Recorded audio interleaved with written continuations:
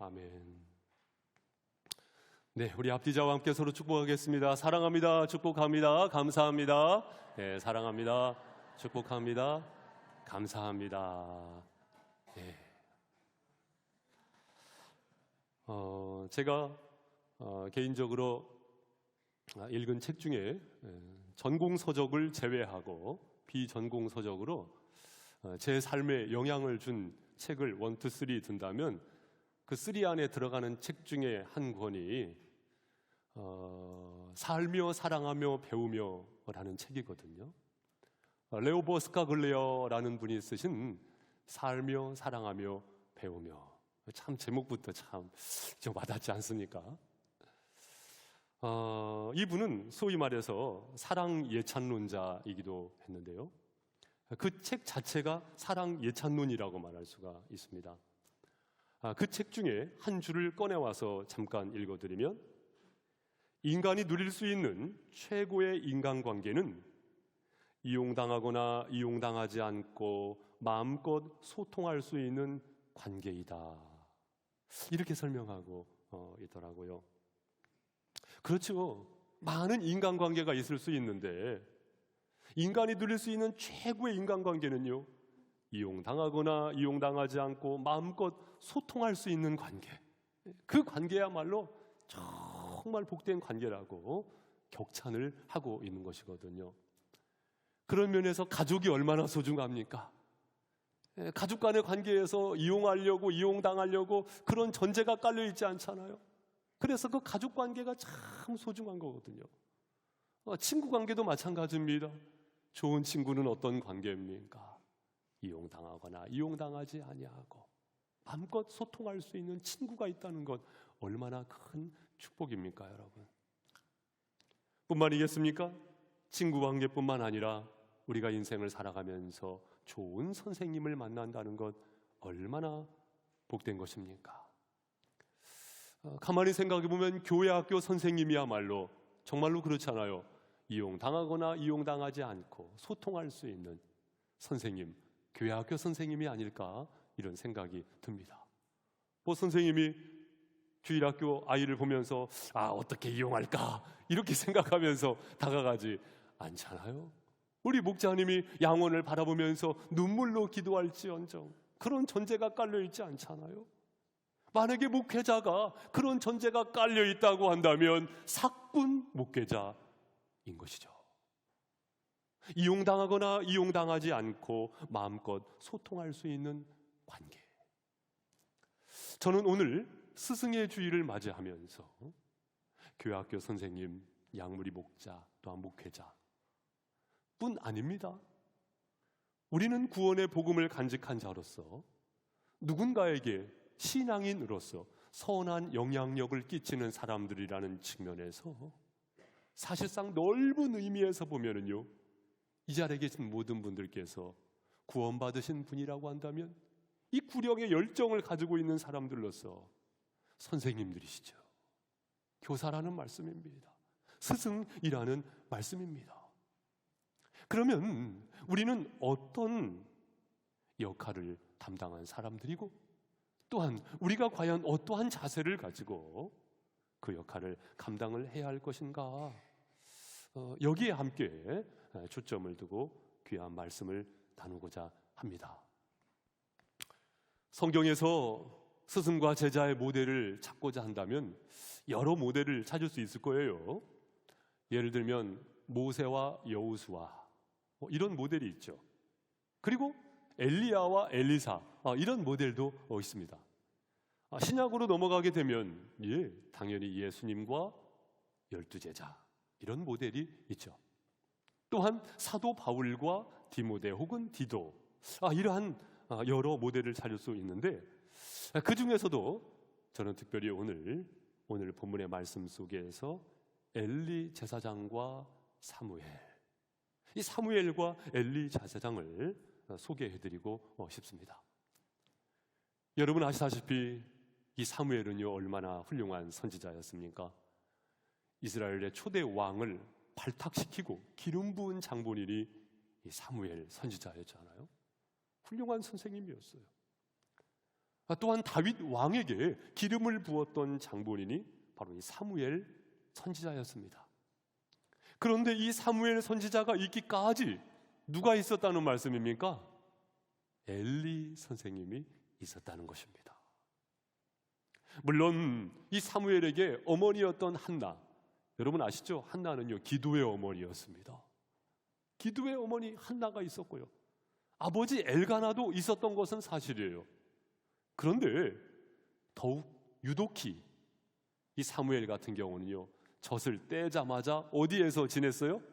여호와의 전에서 지냈단 말이죠. 여호와의 전에서 지냈다는 것은 무엇을 말하는 것입니까? 어렸을 적부터 당시 제사장이었던 엘리 제사장의 영향을 받으면서 성장을 했다는 것이거든요. 오늘날로 말하면 어렸을 적부터 교회가 놀이터가 된 것이고, 교회가 학교가 된 것이고, 교회가 병원이 된 것이고, 교회가 안식처가 된 것이고, 그러한 성장의 과정을 이 사무엘이 가졌던 것을 볼 수가 있습니다. 그 중에서 성경 말씀은 오늘의 이 컷을 통해서, 이 장면을 통해서 이 사무엘이 어떤 성장의 과정을 거쳤는지, 그리고 또한 사무엘이 어떤 사람이었는지, 바로 제사장이었던 엘리가 어떤 사람이었는지를 소개하면서 짧은 한 컷이지만 이 컷을 통해서 우리가 통섭할 수 있는 메시지를 얻을 수가 있다고 말씀드릴 수가 있겠습니다. 자, 본문의 말씀으로 다시 가셔서 우리 9절 말씀, 사무엘상 3장 9절 말씀을 한 번 더 같이 읽겠습니다. 시작.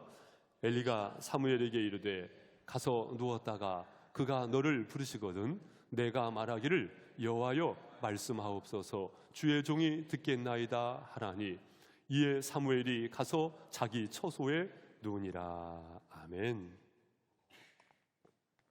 오늘 말씀은 아시다시피 사무엘이 이제 어느 정도 성장을 한 겁니다. 충분한 신앙 이성이 있게 되었어요. 그러면서 하나님께서 사무엘에게 찾아오신 겁니다. 여러분에게도 하나님께서 찾아오신 줄로 믿습니다. 찾아오셔서 그 말씀을 하신 거예요. 사무엘아, 사무엘을 부르신 것이죠. 사무엘이 깜짝 놀라가지고요, 주무시고 계셨던 엘리 제사장에게 가서 선생님 저 부르셨습니까? 아니 나 너 부른 적 없는데? 아이고 피곤할 텐데 어서 자거라. 또 조금 있으니까 사무엘아 부르시는 겁니다. 나는 너 부르지 않았다니까 어서 잠자. 조금 있으니까 또 사무엘아 부르시는 겁니다. 그때 이 엘리 제사장이 머릿속에 스쳐가는 것이 있는 것이죠. 아하, 이 녀석 하나님이 부르시는구나. 하나님이 부르시는구나. 그래가지고 9절 말씀 보신 바와 같이 가서 누웠다가 그가 너를 부르시거든 내가 말하기를 여호와여 말씀하옵소서 주의 종이 듣겠나이다 하라. 바로 이 엘리 제사장이 아이 사무엘에게 이것을 가르쳐주게 된 것입니다. 여러분, 여기에서 우리가 알 수 있는 아주 중요한 것이 있습니다. 그것이 무엇이냐면 이 엘리가 사무엘에게 이것을 코치해 주었다는 것은요, 엘리가 그런 경험이 있었다는 거예요? 없었다는 거예요? 그렇죠, 있었다는 것이죠.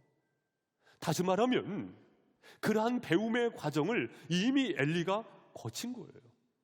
그러한 바탕이 있었기 때문에 사실상 사무엘에게 그것을 가르칠 수가 있었다는 것이거든요. 배움이 있었기에 가르침이 있을 수가 있다는 말씀입니다. 모세와 여호수아를 생각할 때도 사실상 이 여호수아에게 모세는 좋은 선생님이죠. 그와 더불어서 우리가 알 수 있는 것은 무엇이냐면 이 모세도 하늘에서 툭 떨어진 것이 아니고 모세도 요게벳으로부터 교육을 받았던 때가 있지요. 유모로부터 교육을 받은 것입니다. 그런데 실제로 어머니잖아요. 어머니 선생님 요게벳으로부터 품 안에서 교육을 받고 성장을 했지요. 뿐만입니까? 왕실에서 성장을 하면서 모세는 여러 다양한 교육을 받았던 것입니다. 이 배움의 과정을 거쳤었던 모세에게는요, 체질이 배우는 거였어요. 저항하기보다도 배우는 것이었습니다. 습득할 줄 알았고요. 그래서 우리가 성경을 가만히 보면은요, 이 모세는요, 배움이 몸에 익은 사람이었습니다. 장인이었던 이드로가 가르쳐 줄 때도 그것을 받아들일 줄 알았고요. 배우는 것이 익숙한 사람이 바로 모세였습니다. 그리고 가만히 말씀을 보면은요, 이 모세가요, 순간순간마다 힘들어하고 있는 장면들이 성경에 기록되고 있는 것을 봐요. 왜냐하면 백성들이 원망하고 불평하고 책임을 묻고, 그때마다 이 모세는요 참 힘들어했습니다. 그런데 생각해 보면 이 모세가 귀를 딱 닫고 지내는 사람이었다고 한다면요, 힘들어했을까요? 힘들어하지 않았을까요? 아마 힘들어하지 않았을 거예요. 하지만 모세는 그런 목석 같은 사람이 아니었고 귀가 열려져 있는 사람이었던 거예요. 다시 말하면 배우고자 하는 마음이 항상 준비된 사람이 바로 모세였던 것입니다. 그렇기 때문에 그에게 하늘의 지혜가 순간순간마다 있게 되었다고 설명드릴 수가 있겠어요. 탈무드에서 그런 내용이 있다는 것을 자주 말씀을 드린 바가 있습니다. 세상에서 가장 행복한 사람은 어떤 사람이다? 감사할 줄 아는 사람이다. 가장 행복한 사람이죠. 그와 더불어서 세상에서 가장 지혜로운 사람은 어떤 사람이다? 배울 줄 아는 사람이다. 가장 지혜로운 사람이죠. 나는 가르쳐주는 사람이다. 그래서 나는 누구에게도 배울 필요가 없어. 천상천하 유아독존이야. 여러분, 천상천하 유아독존을 두 자로 줄이면 뭐라고 말씀드렸어요? 왕따라고 말씀드렸잖아요. 그것이 아닙니다, 여러분. 사실상 근본이 없는 사람이에요. 뿌리가 없는 사람인 것입니다. 배우고자 하는 마음이 활짝 열려 있어야 합니다. 좋은 리더는 어떤 사람이에요? 좋은 팔로워가 되는 것이죠. 좋은 팔로워가 좋은 리더가 되는 것입니다. 저는 어린 영혼들을 위하여 기도하면서 귀한 책임을 감당하는 우리 선생님들이 항상 배우기 힘쓰시는 우리 선생님들 되시기를 주님의 이름으로 부탁을 드립니다. 또한 우리 양무리의 목자님들께서, 또한 우리 교회 목회자분들께서, 또한 영혼을 위하여 기도하는 모든 분들께서 항상 배우기를 힘쓰시기를 주님의 이름으로 부탁을 드립니다. 설교를 들을 때도 하나님 앞에서 말씀을 사모하면서 들으시기를 바랍니다. 성경이 펼쳐 읽으실 때도 사모함으로 덮어놓고 믿지 마시고 펴놓고 믿으세요. 말씀을 읽고 탐구하면서 묵상하면서 사모함을 가지고 목마른 사슴이 시냇물을 찾기에 갈급함같이 사모함을 가지고 말씀으로 더욱더 다가가실 수 있기를 바랍니다. 우리는 또 기도할 수 있는 특권이 있잖아요. 우리는 기도를 통해서 하나님 앞에 영적인 사모함을 가지고, 누구나 은혜의 창고가 있거든요. 그 은혜의 저장고가 텅텅 비게 하지 마시고 가득 차게 하십시오. 그러면 사람이 입에서 무엇이 나오느냐? 그 속에 있는 것이 나오게 되어 있습니다. 똥이 있으면 똥이 나오게 되어 있는 거예요. 내 은혜의 저장고에는 무엇이 차 있는가를 항상 돌아보면서 이 사모함, 배우고자 하는 그 열정을 잃어버리지 마시기를 주님의 이름으로 축복합니다.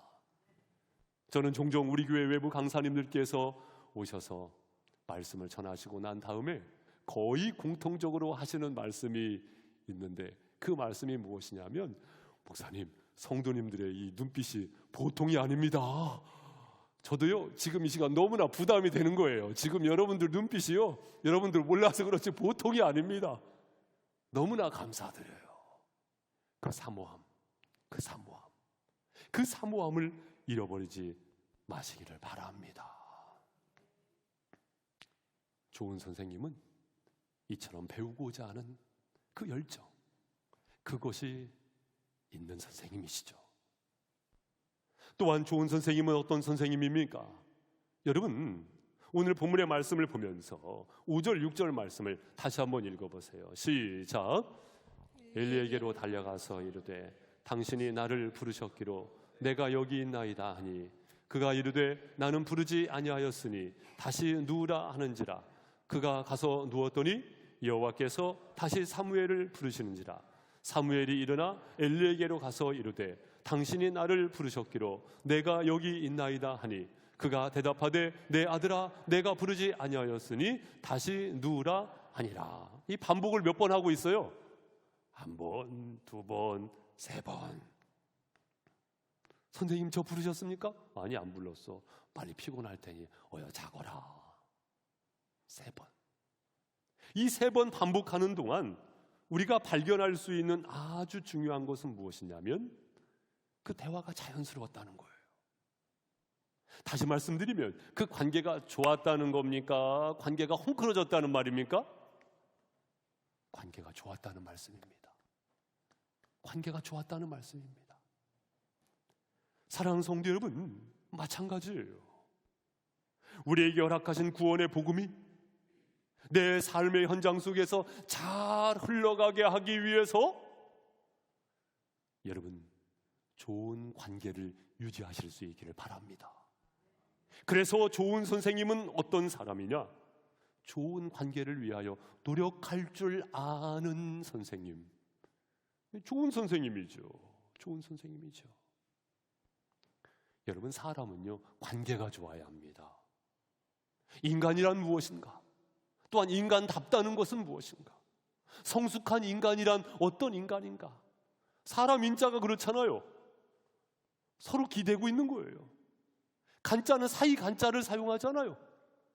사이가 좋다. 이것이 바로 인간의 본 모습인 것이고요. 잘 사는 것입니다. 잘 사는 것은 부유하게 사는 것을 잘 산다고 말하는 것이 아닙니다. 잘 사는 것은요 관계가 좋다는 겁니다. 바로 관계, 좋은 관계를 위하여 노력도 하실 수 있기를 바랍니다. 그래서 가르치고자 하는 열정이 있는 만큼 그 책임감을 가지고 좋은 관계를 유지하려고 하는 노력이 있어야 합니다.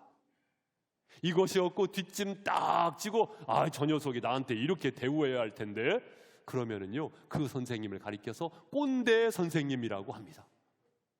꼰대가 돼서는 안 돼요. 노력할 줄 알아야 합니다.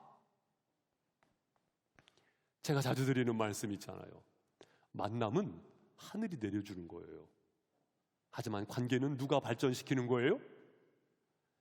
관계는요 내 몫인 겁니다.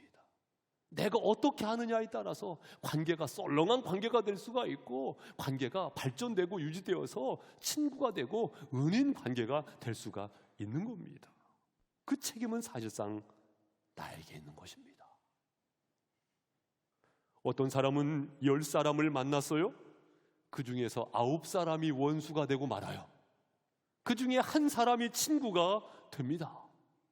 그런데 어떤 사람은 똑같은 인생 주어진 시간을 살아가면서 10사람을 만나는데 그 10사람 중에서 한 사람이 원수고 9사람이 친구가 됩니다. 책임은 누구에게 있단 말씀입니까? 그러면서 하나님 어떻게 그럴 수가 있습니까? 하나님 어떻게 내 주변에는 원수뿐이 없는 겁니까? 하나님 나와 함께 하시는 겁니까? 하나님 나를 통해서 일하시는 겁니까? 이 불평을 쏟아내요. 그 불평은 사실은 맞는 불평이 아니잖아요. 그 책임은 그 몫은 사실은 나에게 있는 것입니다. 여러분 주변에는 어떤 사람이 있습니까? 혹시 저는 하나님만 바라보면서 삽니다. 저는요 하나님만 바라보면서 살아요. 예, 좋습니다. 그런데요, 그 고백이 있는 사람을 잘 양육하고 잉태시키기 위해서 사람도 돌볼 줄 알아야 합니다. 사람도 돌볼 줄 알아야 합니다. 그 노력이 있어야 합니다. 그 노력이 있어야 합니다. 그러면 여러분, 그 노력을 어떻게 할 수 있습니까? 여러분 충분히 신앙 이성을 가지고 있는 분들이기 때문에 그 노력을 찾아서 하실 수 있을 건데요, 그 중에도 제가 이 시간을 빌어서 3가지를 강조 말씀드리고 싶습니다. 첫 번째는요, 로마서 12장 15절 말씀에 보니까 즐거워하는 자들과 함께 즐거워하고 우는 자들과 함께 울라. 같이 읽어보죠. 시작. 즐거워하는 자들과 함께 즐거워하고 우는 자들과 함께 울라. 아멘. 여러분, 이 말씀이 굉장히 쉬운 말씀이면서도 사실은 어려운 말씀이더라고요. 즐거워하는 자들과 함께 즐거워하고. 그런데 사실은요, 사촌이 땅을 사면 배가 아프다고 진짜 즐거워하는 사람과 함께 즐거워할 수 있는가? 여러분, 함께 즐거워하실 수 있기 바랍니다. 그러면요, 그 사람이 내 사람 돼요. 좋은 관계가 됩니다. 또 우는 자와 함께 울라, 그거예요. 슬픔을 함께 할 줄 아는 지혜입니다, 여러분. 그래서 전도서 말씀에도 잔치집에 가는 것보다 초상집에는 꼭 가라고 말씀하잖아요. 저도 항상 초상집에는 꼭 가려고 하는 그런 노력을 가지고 있는 사람 중에 한 사람인데요, 즐거워하는 자들과 함께 즐거워하고 우는 자들과 함께 울라. 사실 그 마음을 가지고 그 노력을 해야 합니다. 저는 여러분의 양무리가 그러한 은혜의 공유가 있으시기를 주님의 이름으로 부탁을 드립니다. 또한 그 노력을 어떻게 할 수 있냐면요, 여러분 서로 신뢰관계를 잘 지켜가실 수 있기 바랍니다. 약속을 잘 지키시고요, 또한 본이 되시려고 하시고요, 또한 실수하셨다고 한다면 그것을 거짓으로 덮으려고 하지 마시고 그냥 인정해 주세요. 그리고 그냥 고백하시고 그것을 드러내는 것이 좋습니다. 그런 가운데 신뢰관계가 유지가 될 수가 있습니다. 그 노력이에요. 그 노력입니다. 그리고 노력 중에는 어떤 노력을 해야 하냐면, 따라해 보십시오. 겸손. 이 겸손, 이 노력도 있어야 합니다. 그거 가식 아닙니까? 그렇지 않아요. 마음에서 우러나는 그 겸손이 있어야 합니다. 모든 물은 낮은 데 모이는 것처럼 거기에 인복이 생길 수가 있는 것 아니겠습니까? 여러분, 고개를 빳빳이 들고 살면은요, 부딪히는 데가 많은 법입니다. 그러나 고개를 숙여보세요. 부딪히지 않아요. 우리 예수님께서 겸손하셨듯이 겸손. 세상에서 가장 추한 모습은 어떤 모습이냐? 교만한 모습이지요. 그것은 예수님 닮은 모습이 아니잖아요. 그 겸손의 노력이 사실은 있어야 합니다. 그러한 가운데 좋은 관계를 우리는 유지해 나갈 수 있고, 그 좋은 관계를 통해서 하나님의 복음이 여러분을 통하여서 흘러가게 될 줄로 믿습니다. 마지막으로는요, 아까 9절 말씀 보셨던 바와 같이 한번 같이 읽습니다. 시작. 엘리가 사무엘에게 이르되 가서 누웠다가 그가 너를 부르시거든 내가 말하기를 여호와여 말씀하옵소서 주의 종이 듣겠나이다 하라 하니 이에 사무엘이 가서 자기 처소에 누우니라. 아멘. 여러분, 이 엘리가요, 때에 적절한 가르침을 던져주고 있어요. 그렇죠? 때에 적절한 가르침. 잠언 25장 11절 말씀에도 경우에 합당한 말은 아로새긴 은쟁반의 금사관이라. 바로 그 적절한 때에 가르침을 줄 수 있는 선생님, 실력이거든요. 그것이 실력이거든요. 그렇잖아요. 국어 선생님이 국어를 가르쳐 줄 수 있어야죠. 영어 선생님이 영어를 가르쳐 줄 수 있어야죠. 수학 선생님이, 역사 선생님이 가르쳐 줄 수 있어야죠. 마찬가지로 성경을 사랑하는 우리가 항상 대답할 것을 준비해야 할 줄로 믿습니다. 내 속에 있는 것이 나오게 되어 있으니까. 뿐만 아니겠습니까? 신앙인으로서 선택의 기로에 있을 때에 하나님께 의지하면서 이러한 선택을 할 수 있어야 한다고 말할 수 있는 용기, 내 안에 구원의 십자가 복음, 부활 복음이 있다고 한다면 그것을 전해줄 수 있는 용기, 그것이 있어야 할 것입니다. 여러분 안에 여기까지 무엇이 차올라 있습니까? 그 은혜의 복음을 말할 수 있는 용기, 그것이 있기를 주님의 이름으로 축복합니다.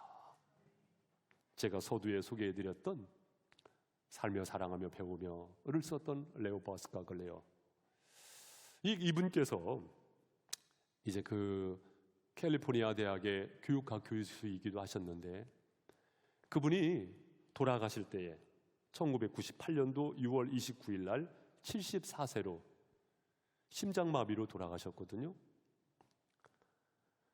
그런데 그분의 유품을 정리하는 가운데 타자기, 그분께서 마지막 임종하실 때 그 방 안에서 타자기에서 타자를 치셨다는 것을 발견을 했어요. 그리고 치신 타자기에 어떤 내용의 글이 있다는 것을 발견했냐면 이런 글이 있다는 것을 발견했습니다. 불행 속에서 흘려보낸 모든 순간은 바로 잃어버린 행복의 순간이었다. 무슨 말이냐면은 불행 속에 행복이 있었다, 이 말이거든요. 그분께서 마지막으로 사람들에게 남겨주고 싶었던, 다시 말하면 가르쳐주고 싶었던 그 가르침이 무엇이냐면 불행 속에 행복이 있다, 이 말씀이었던 거예요. 가만히 생각해보면 실제로 그래요. 전쟁이 영웅을 만든다고 다윗이 다윗 될 수 있었던 것은요, 블레셋과의 대치 속에서 골리앗 앞에서 용기를 발휘했을 때 영웅으로 등극을 하잖아요. 다니엘 같은 경우도요, 그 신앙의 고백이 있기까지, 사자굴에 떨어지면서까지 신앙의 고백이 있기까지 그가 포로 생활을 할 때에 그의 신앙이 낳게 되어졌거든요. 바울 같은 경우에도 핍박의 상황 속에서 사실은 13권 성경을 썼고, 또한 심지어는 감옥 위에서 성경을 썼거든요. 가만히 생각해보면 행복한 순간이 어떤 순간들이었냐면 아픔의 시간 속에서, 고난의 시간 속에서 고마운 사람을 만나게 되었고 내가 철이 들게 되고 그런 거더라고요. 그것을 레오 버스카글레어는 가르치고 싶었던 거예요. 마지막 순간까지 가르치고 싶었던 것입니다. 여러분, 내 안에 무엇이 차 있습니까? 그것을 가르치고자 하는 그 열정, 배움의 열정도 있어야 할 것이고 그것을 가르치고자 하는 그 열정이 있기를 주님의 이름으로 축원드립니다. 가르치고자 하는 그 열정을 결코 잊어서는 안 될 것입니다. 사랑하는 성도 여러분, 저는 오늘 설교의 말씀을 정리하면서 이 말씀을 꼭 드리고 싶습니다. 이 교회도 하나의 조직이죠. 이 조직이 유지되기 위해서는요, 사실은 리더가 필요하고 또한 팔로워가 있어야 할 것입니다. 그런 가운데 발전이 있을 수가 있는데 이 교회도 사실은 그 부분에서는 똑같습니다. 인정할 수밖에 없어요. 똑같습니다. 그러나 교회는 세상의 조직 그 이상이라는 것을 알아야 합니다. 그 조직 이상이라는 것을 알아야 돼요. 무엇을 말씀드리고자 하냐면 세상에서 학교도 있고 클럽도 있고 동아리도 있습니다마는 거기에 리더가 있죠. 그와 더불어서 교회에도 가르치는 이가 있는데 공통점이 있는가 하면 다른 점도 있다는 것입니다. 그 다른 점을 잃어버린다고 한다면 세상과 다를 바 없죠. 그렇다면 교회에서의 선생님은 어떤 면에서 다릅니까? 고린도전서 11장 1절 말씀에 보니까 내가 그리스도를 본받는 자 된 것 같이 너희는 나를 본받는 자 되라. 이 바울이 4장이나 11장이나 나를 본받는 자 되라 이 말씀을 하셨는데, 이 말씀을 하실 때 전제조항이 있었어요. 그게 뭐예요? 내가 그리스도를 본받는 자 된 것 같이 너희는 나를 본받는 자 되라 말씀하셨거든요. 마찬가지로 우리는 그리스도를 본받는 것, 그것을 본받게 하는 사람들이 되어야 할 줄로 믿습니다. 이 전제조항이 빠진다고 한다면 세상과 다를 바가 없어요. 이것을 좀 더 구체적으로 말씀을 드리겠습니다. 오늘 스승의 주일인데요, 사랑하는 성도 여러분, 참 스승은 하나님이라는 것을 고백해야 할 줄로 믿습니다. 그것을 본받게 하시기를 바랍니다. 마태복음 16장 말씀에 보면 베드로의 고백, 주는 그리스도시요 살아계신 하나님의 아들입니다. 주님 말씀하시죠. 바요나 시모나, 내가 복이 있다. 이것을 알게 하니는 혈육이 아니고 하늘에 계신 아버지시다. 누구시다? 아버지시다. 그렇습니다. 하나님께서 참 스승이 되시는 줄로 믿습니다. 또한 고린도전서 3장 6절의 말씀에 보니까 나는 심었고 아볼로는 물을 주었으되 오직 하나님께서 자라게 하셨나니 그런즉 심는 이나 물 주는 이는 아무것도 아니로되 오직 자라게 하시는 이는 하나님뿐이니라. 누구뿐이니라? 하나님뿐이니라. 하나님께서 역사하시는 줄로 믿습니다. 그렇기 때문에 좋은 선생님은요, 하나님 앞에 맡길 줄 압니다. 하나님 앞에 맡길 줄 압니다. 믿음을 선택했다는 것은요, 맡김의 여정을 시작했다는 겁니다. 그것이 지혜입니다, 여러분. 맡기십시오. 맡기십시오. 또한 참 스승은 예수라는 고백을 할 줄 알아야 합니다. 누구라고요? 예수. 따라해 보세요. 예수. 침례 요한은 예수님의 오실 길을 예비하는 사람이었어요. 우리가 자리매김을 해야 될 그 자리가 바로 그 자리입니다. 그렇지 않고 내가 그 자리매김을 분간하지 못한다고 한다면 우상될 수 있는 거거든요. 아, 내가 저 사람을 위해서 얼마나 기도했는데, 누가? 내가? 저 사람 전도를 누가 했는데, 누가? 내가? 저 사람 누가 침례를 줬는데, 누가? 내가? 그래서 우상이 생기는 거거든요. 내가 저 사람을 위해서 얼마나 공들였는데, 누가? 내가? 그래서 교주가 생기고, 그래서 우상되는 거거든요. 그래서 그 말씀 드리는 겁니다. 나는 죽고 예수로 살자. 나는 죽는 거예요. 순간순간마다 나는 죽는 겁니다. 그리고 참 스승 되시는 예수가 드러날 수 있도록 하는 것, 그것을 닮아가게 하시기를 바랍니다. 또한 참 스승은 성령님이라는 고백이 있어야 할 줄로 믿습니다. 요한복음 15장 26절 말씀에 보면 성령을 그냥 성령이라고 말씀하는 것이 아니고 진리의 성령. 따라해 보세요. 진리의 성령. 예, 성령님의 역사하심 중에 가장 큰 역사하심은 무엇이냐면 진리를 깨닫게 하는 겁니다. 사람이 아무리 훌륭한 방법으로 가르친다 하더라도 그 심령을 성령께서 터치하시고 역사하지 아니하시면은요, 아무 일도 이루어지지 않는 거거든요. 그래서 참 스승은 사실상 성령님이십니다. 성령님이세요. 여러분 이것을 믿으십니까? 아멘. 그 고백을 닮아가게 하실 수 있기를 바랍니다. 그래서 야고보서 기자는 야고보서 3장 1절 말씀에서 그 말씀을 하는 것입니다.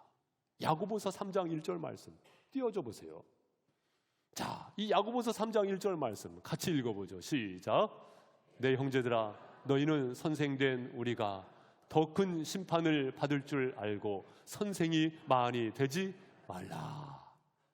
그래서 이 말씀하신 겁니다. 참 스승은 하나님이시요, 예수 그리스도시요, 성령님이시기 때문에 많이 선생되지 말라고, 선생되지 말라고, 선생되지 말라고 이 말씀을 하는 겁니다. 그래서 굳이 예를 들자면은요, 교회에서 선생님은요, 바람 같은 사람입니다. 없지만 있어요. 있지만 없어요. 자기를 주장하지 않아요. 왜요? 하나님께서 역사하셔야 하기 때문입니다. 그렇기 때문에 섭섭할 것도 없고요, 서운할 것도 없고요, 하나님께서 쓰시면 그만큼 고맙고 감사하고 행복한 겁니다.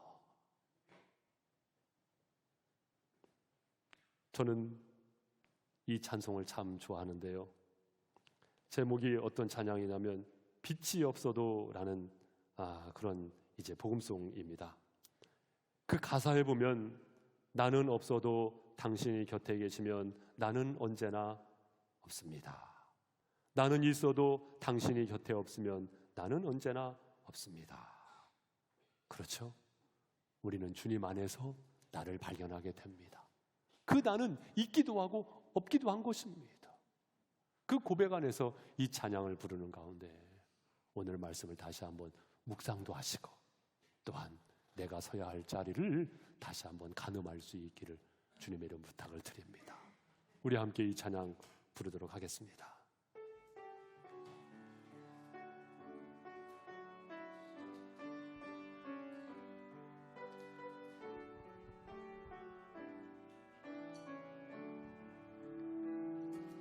빛이 없어도 환하게 다가오시는 주 예수, 나의 당신이요.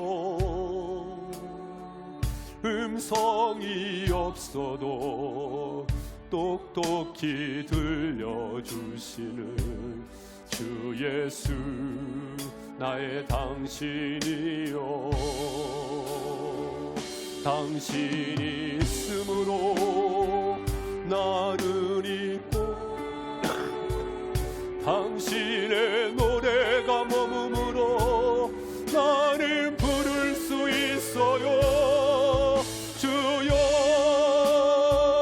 꽃처럼 향기 나는 나의 생활이 아니어도 나는 당신이 좋을 수밖에 없어요. 주 예수, 나의 당신이요. 나는 없어도 당신이 곁에 계시며 나는 언제나 있습니다. 나는 있어도 당신이 곁에 없으며 나는 언제나 없습니다. 당신이 있음으로 나는 있고 당신의 노래가 머무므로 나는 부를 수 있어요. 주여, 꽃처럼 향기 나는 나의 생활이 아니여. 아멘. 나는 당신이 좋을 수밖에 없어요. 주 예수, 나의 당신이요. 주 예수, 나의 당신이요.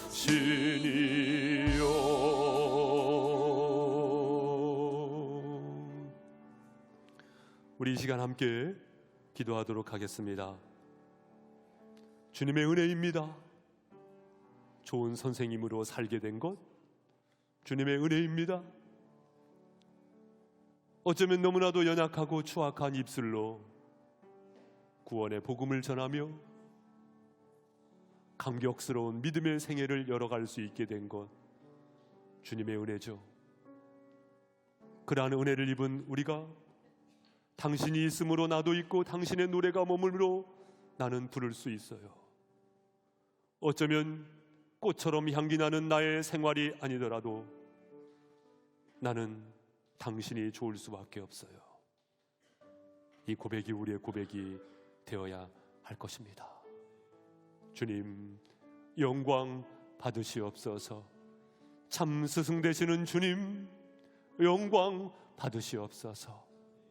그리고 우리의 인생이, 나의 인생이 쓰임받는 삶 될 수 있도록 성령님 붙잡아 주시옵소서. 우리 잠시 함께 묵상하면서 기도하도록 하겠습니다. 사랑하는 주님, 감사합니다.